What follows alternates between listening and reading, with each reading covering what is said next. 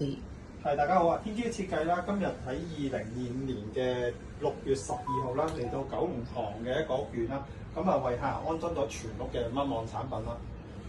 咁首先呢間 BB 房啦，咁客人嚟緊咧都會有小朋友嘅嚟臨啦，咁就考慮到 BB 嘅安全，咁啊將呢4隻窗咧都加咗呢啲咁嘅 PC 透明護欄嘅，咁啊可以有效防止到小朋友嘅安全啦，係啦。咁亦都可以代替到傳統嘅鋁窗花啦，個視野會更加開揚啦，冇咁影響景觀嘅。咁然之後咧，喺個護欄上邊咧，亦都再安裝咗呢個台灣 Hins 嘅品牌24木嘅超高清隨意停嘅一個防蚊網，係啦。咁有效可以阻到晒所有蚊蟲啊嗰啲等等嘅滋擾啦，唔需要擔心BB 到時會俾蚊咬啊嗰啲等等啦，係啦。咁我哋全部都係無損安裝啦，唔需要喺窗框度鑽任何一個窿嘅，咁只需要